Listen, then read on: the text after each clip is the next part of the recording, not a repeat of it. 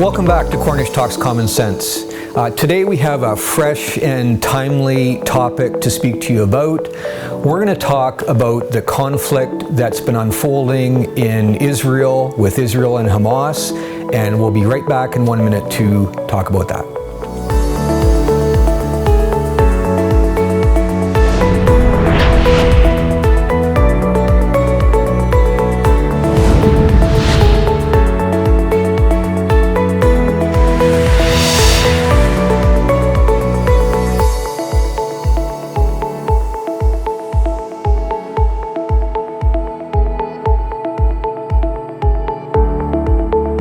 Welcome back. So, as I've just suggested to you, we're going to talk today about the conflict in Israel between the Israelis and the Hamas terrorist organization. So, the first question we need to ask is, why is a country like Israel, one of the smaller countries of the world, attracting the global media attention that has been unfolding in the recent weeks? This question is puzzling, to say the least, but I'm going to try to add some explanation to that today. So let's take a look and dig into this. Israel is a country of very small population. I have with me today the Economist Pocket Book of World Figures, and so it tells us that the country of Israel has less than 9 million citizens. And it's a country of only 22,000 square miles. Very small by the standards of any country in the world today. So why does it attract so much attention in the world in 2023? Well, what we find out is that the Israeli and Palestinian and Arab conflict is not new, and it's not something that is even just a few decades old. It goes back through history thousands of years, and the conflict and wars that have occurred in that region of the globe have existed over that thousands of years of time on a fairly continuous basis. So let's explore and consider just exactly what is happening there. Now, before I go into the particulars of that situation, I want to just take a step back to the themes that I've developed in some of the earlier programming that we've done on this show, because I think it provides some important background and themes that help us to understand why things are the way they are in the world today. So you might recall that the first of those that I spoke about is something I've called the advent of postmodernism.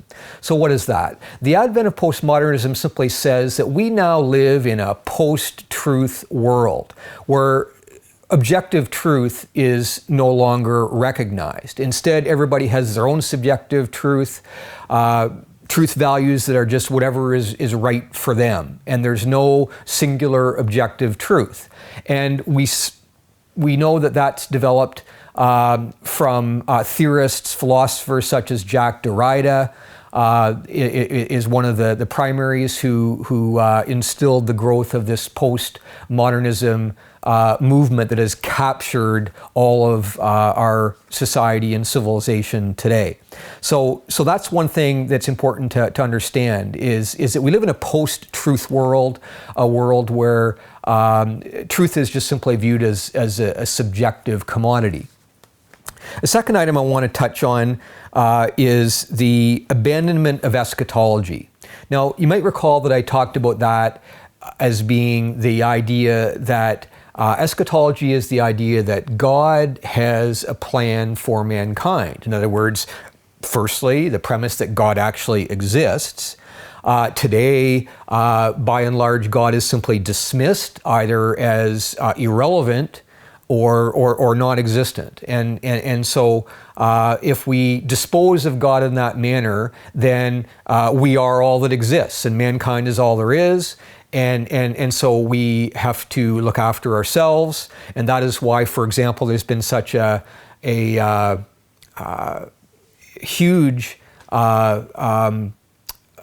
concern over issues like climate change in recent years, because mankind considers that if we don't save ourselves, then we're doomed. And so that's a logical notion that follows from the idea of there being no God, no created world. And so therefore, because mankind has just evolved and we're on our own, we have to look after things ourselves, our own way, and we don't care about the notion of God. We don't care about the notion that God describes a plan that he lays out for mankind in the Bible. And so if we don't understand these underlying premises, then it becomes very hard to understand what is happening in the modern world today. And particularly that is the case with the Israeli and Hamas conflict. And I'm going to try to demonstrate why that is the case. So what's important to understand is we have to look all the way back to the beginning of the Bible, the Old Testament of the Bible, and as far back as Genesis, to understand why the Israeli and Arab conflict was generated. So the starting point I want to just mention just very briefly on this point is that if we go all the way back to Genesis 12, we find a promise that God makes to Abraham that he's going to create a nation for himself, his chosen people, and that location was going to be where present-day Israel is. And so there was a promise of the creation of the nation of Israel. And then we find, though, that the Israeli people the Israelites were disobedient to God and pursued their own pathway. So then God said, "Okay, I'm going to not prepare this land for you yet." And you find, for example, an interesting passage at the beginning of Deuteronomy where it talks about there are 11 days journey to where the Israelites left Egypt with the Exodus and passed through the lands in what is now the Egyptian and Gaza area. And it talks about that it's 11 days journey to get from Egypt to where they needed to go. And then in the very next verse, it talks about, and 40 years later, 40 years the Jews were stuck in the wilderness because they disobeyed God. And so they didn't get the promise of the nationhood in that region right away. And so God then eventually, after going through the different kingdoms that are described in Kings and Chronicles in the Bible, then you find that the Jews are dispersed. And we know as a historical fact that happened. The Jews were dispersed to all corners of the globe and had no nation. And so that's described in the Bible as well. And I have a few verses I can point to from my own book that I've talked to you about before, Now Through a Glass Darkly, where I examined some of these very important and somewhat difficult topics sometimes. And so, for example, when I talk about the dispersal of the Jews, I quoted from Deuteronomy 4:27, which says, "And the Lord shall scatter you among the nations, and you shall be left few in number among the heathen, whither the Lord shall lead you." And then in Leviticus 26, it talks about, "I will scatter you among the heathen. I will draw out a sword after you, and your land shall be desolate, and your cities waste. And yet after all that, when they be in the land of their enemies, I will not cast them away, neither will I abhor them to destroy them utterly and to break my covenant with them, for I am the Lord their God." So God dispersed the Jews because they were disobedient, and so they went to all corners of the earth. But then something very profound has happened only in the recent decades. And that was when the Jewish people were regathered in what now is the current Israel.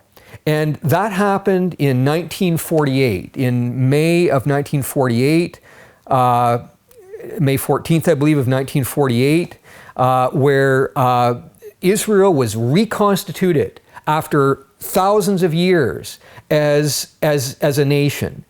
And one has to question, how in the world could something like that have happened? This very small country of a very small number of people that were brought back to be reconstituted in a nation after thousands of years. That is an unparalleled story in the history of mankind.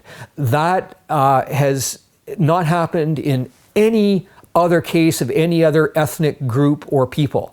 So that in itself speaks volumes as to the plan that God described in the Bible as to what would happen, because it's unparalleled by any other circumstance or ethnic group in the history of mankind.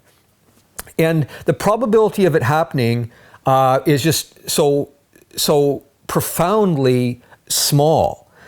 So I want to give you a little history lesson of what happened. So in doing so, I'm going to spend some time referring to a book by Martin Gilbert called The Atlas of the Arab-Israeli Conflict. And this is one of the best volumes to describe the history I've been talking to you about. And he does it with maps that goes through the whole history, right from the time before Christ, right up to largely the present moment. And so I'm going to just hit on a few historical points that I think are important to know, because what gets lost in our examination of this topic today is the factual history. Because remember I said, people don't pay attention to facts anymore. Truth is subjective. Everybody has their own truth. And now people govern their thoughts by their feelings, how they feel. And so that's why we see so many protests. Just in this last week's protests at numerous universities, in the United States especially, but around the world, where Palestinians and Hamas supporters are protesting, sometimes with violence, in universities and other locations around North America. So why is this happening? Is it based on fact? Is it based on truth? Or is it based on people's feelings, based on misperceptions and wrong thinking about what in fact is the history of this matter? So I want to talk to you a little bit about that from a factual backdrop. So it's important to understand the following facts, and Martin Gilbert describes a lot of this in his book.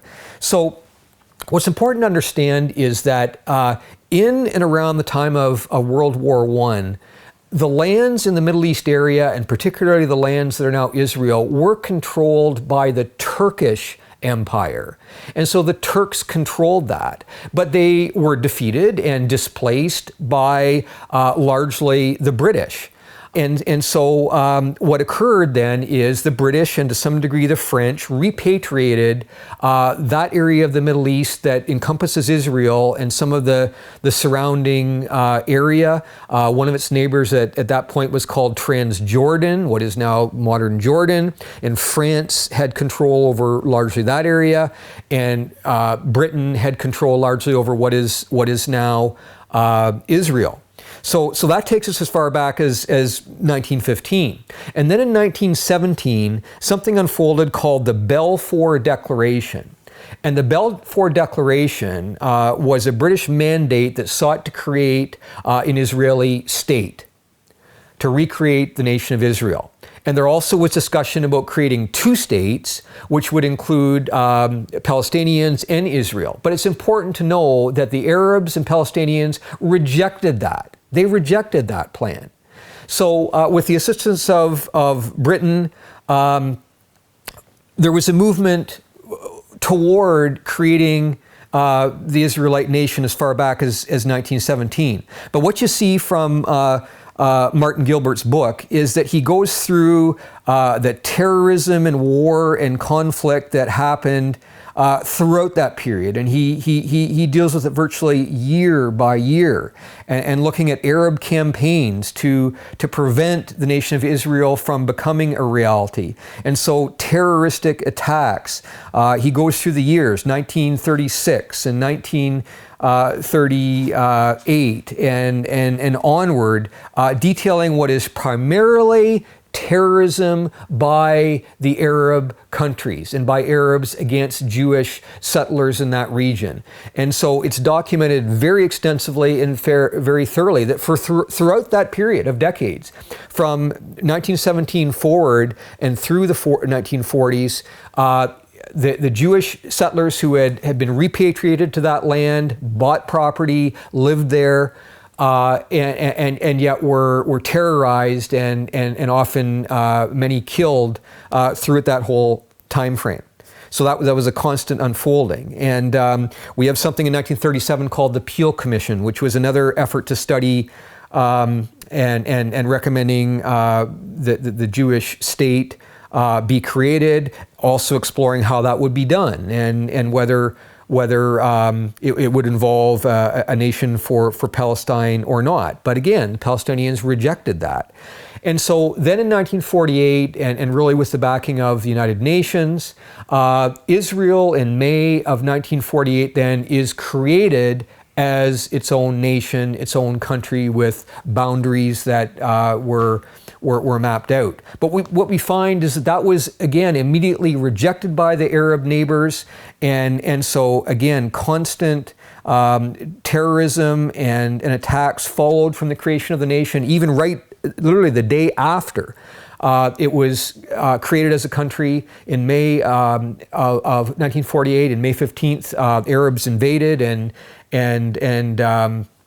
were repelled. And then we know that since then there have been other wars. The Six-Day War in 1967 and the Yom Kippur War in 1973, in which the Israelis were successful in both and actually expanded their territory in repelling Arab attacks. So nothing illegitimate there. So this has been a constant conflictual and circumstance of war and terrorism that has gone on over all of the history, effectively, of mankind, and really in the 1900s, since 1915, and carrying on through 1948 and up to the present time, through the 60s and 70s and up to the present moment. So I want to emphasize to you how, again, profoundly improbable and unusual this event of the creation of Israel is. And apart from recognizing eschatology and God's involvement in human history, I would say it would be unbelievable for anybody to understand what is happening now. And let me try to make that point even a little bit more convincingly to you. So I have some data with me today that I wanted to spend some time on. So again, I referred already to the Economist Pocketbook of World Figures, which is just a handy way to look at some of this information. So I've told you that Israel is a small country of less than 9 million people. Well, let's compare that to the Arab neighbors, because if we look at the country of Israel, it's easy to recognize that it is surrounded entirely by Arab countries. So their adversaries, their enemies, surround this small territory. And so we see on a map, we see the country of Egypt to the southwest boundary of Israel, and we see the country of Jordan to the east, and not far away is Saudi Arabia, and then to the north of Israel is Syria and also Lebanon. So Israel is surrounded by all of these Arab countries. Let's compare some of the data, because this is a fascinating study in which to engage. So let's just look at the data that pertains to some of the Arab countries.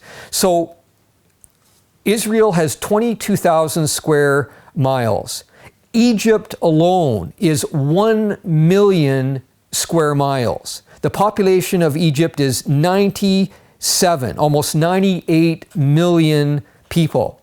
And then Iran, which is not abutting along the border of Israel, but again is a very close country. And as we know, Iran is a country that is behind a lot of the terrorism with Hezbollah and Hamas. And so Iran is probably the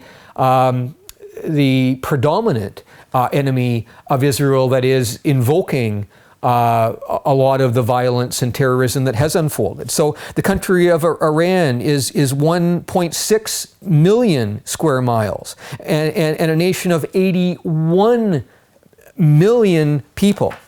And I've got some data that I wrote down on Lebanon as well. Lebanon is a country of 6 million. It's a little bit smaller. Jordan has 11 million people. Syria, 21 million. Saudi Arabia, 36 million. Iraq, 43 million. So I did a tally of all this information.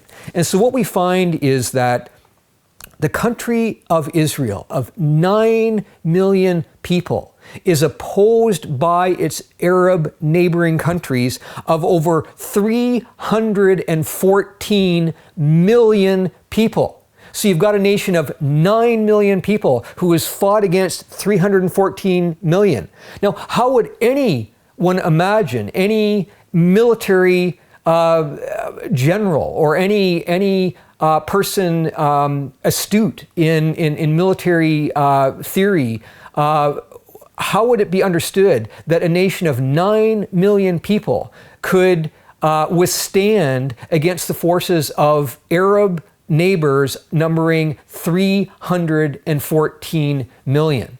And again, if we compare the land masses in play, I didn't do the grand total on that. It's a large number. Again, we have the 22,000 square miles of Israel. And even just from the numbers I've mentioned to you for Egypt and Iran, they're each over 1 million square miles, let alone some of the other countries in that vicinity as well, Jordan,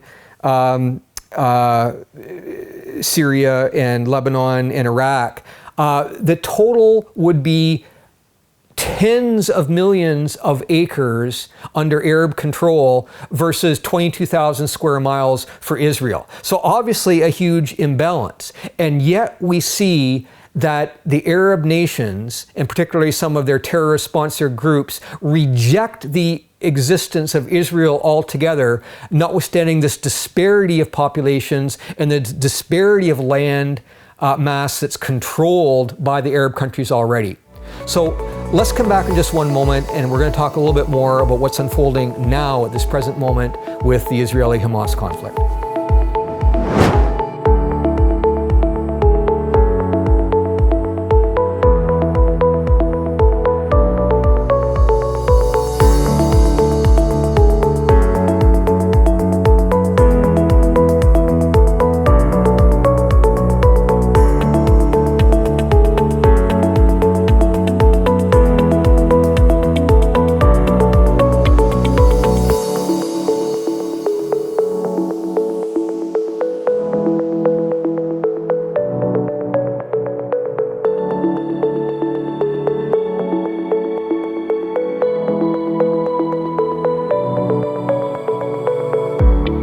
Welcome back. Let me just step back just for one moment again. There's a lot of political theory that has gone on in the recent past that talks about mankind progressing to sort of an end state of perhaps not perfection, but some sort of utopian existence. Some of you might recall a book by an author, Francis Fukuyama, who wrote a book that talked about the whole notion of mankind reaching the final state of kind of liberal democracy dominating the world. But what we see is he's wrong, and that has not been the pattern of how history has developed. And in fact, we're seeing war and conflict unfolding, and one of the most important of which we're talking about now with the country of Israel and the Hamas terrorist group in particular. So this is, again, an age-old argument that's been discussed. I have with me today also the book, The Clash of Civilizations, Remaking of World Order by Samuel Huntington, a well-known book that talks about, again, this conflict that's unfolded between the West and the East, or the Western world and Israel, and then the Arab world. Another one I have with me, one of Bernard Lewis's book called What Went Wrong. He's written a number of books talking about the clash between Islam and modernity in the Middle East. And another author who's well known on this subject is Daniel Pipes. I have one of his books with me today, Militant Islam Reaches America. which we know it did with the 9/11 incident in the United States. And so there's a number of authors who have talked about this topic. But I want to focus in right now on what has been happening just in the last weeks. So I've described this small country of Israel, 22,000 square miles, less than 9 million people, surrounded by massive adversarial countries of millions of miles in size and hundreds of millions of people. Something that one could not believe how the nation of Israel could survive in this circumstance. So I want to tell you a little bit about why this present situation is unfolding. So what you need to know then is, after all the conflict I've just described to you over all of the thousands of years now, we find that Palestine had obtained some occupation, if you will, of land in the Gaza Strip area. And Hamas was elected by the Palestinians to govern that area. So the Palestinians elected this terrorist group who sort of displaced Fatah and the PLO, and they chose volitionally Hamas to govern them. And what we find out, though, is as soon as Hamas took control, they then did displace its rivals, and they have held no elections since 2006. So Hamas has governed not democratically and in a manner that has generated conflict and terrorism with Israel. And so I want to talk then about what is the charter, the covenant of Hamas that indicates what their goals are and what their platform is, if you will, that outlines what the purpose is for their existence. And so I have a copy of that with me today, the Hamas Covenant, which was created and issued on August 18th of 1988 by the Islamic Resistance Movement, also known as Hamas.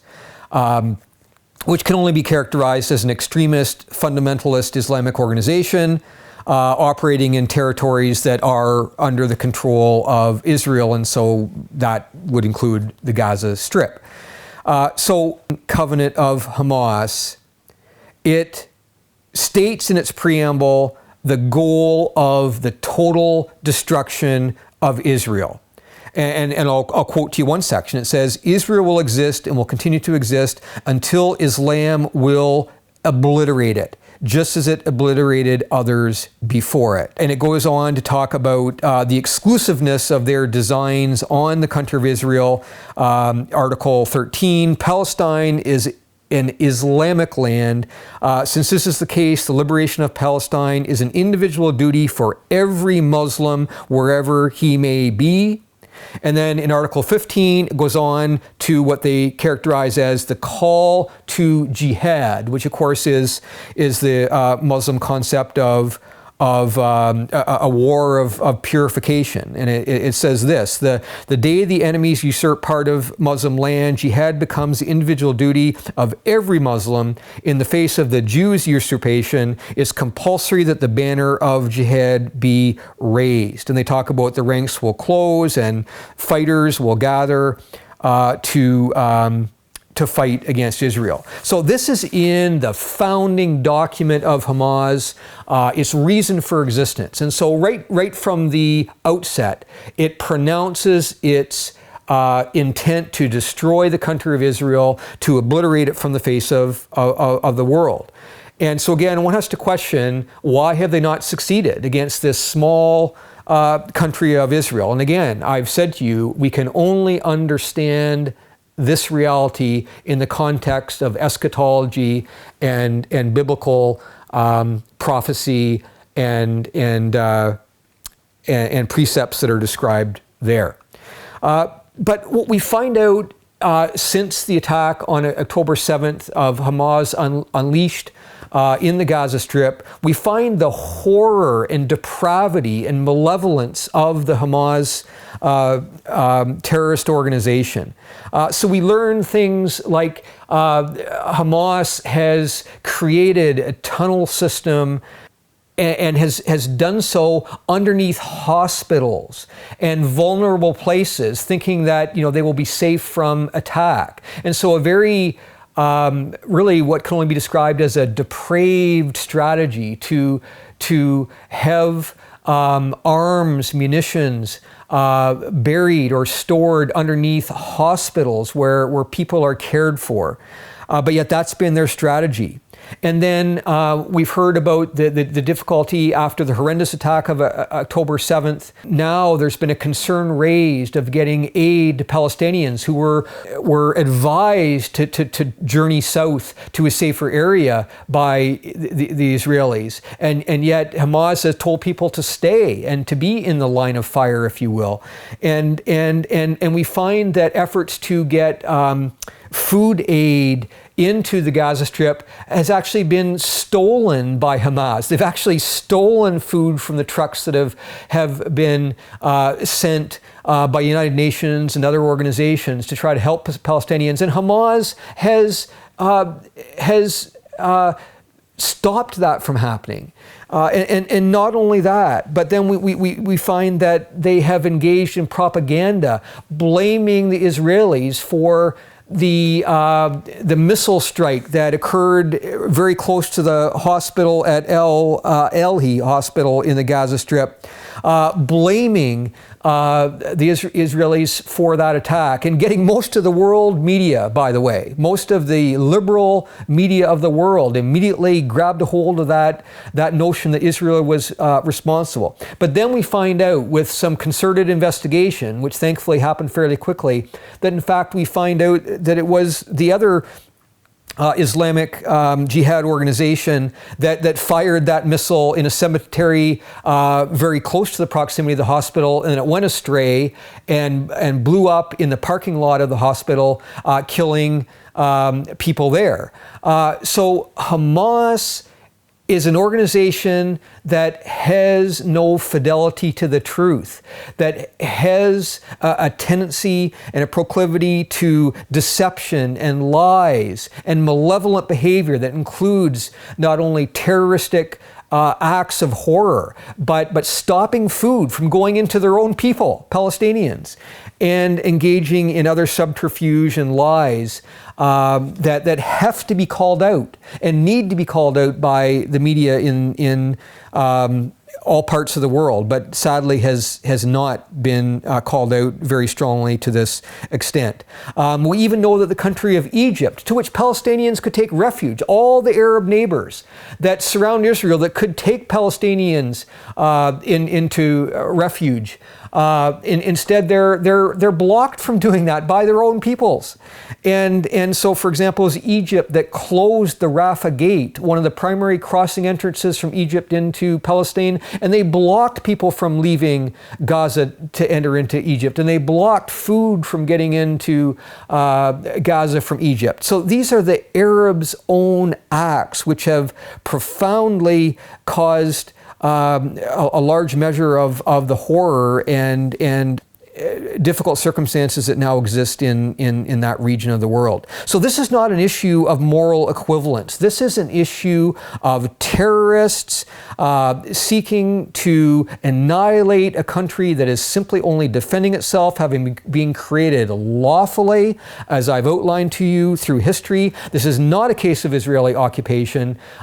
We need to know and understand the history that has occurred for thousands of years, coming to fruition in 1948, and now engaging the world in a conflict that is gathering attention from all quarters of the earth. And there's a reason for that, and that's because God describes this very path, this very pattern of events in His Word, the Bible. And if we don't understand that, we are condemned to not understand this conflict and how it will be resolved going forward.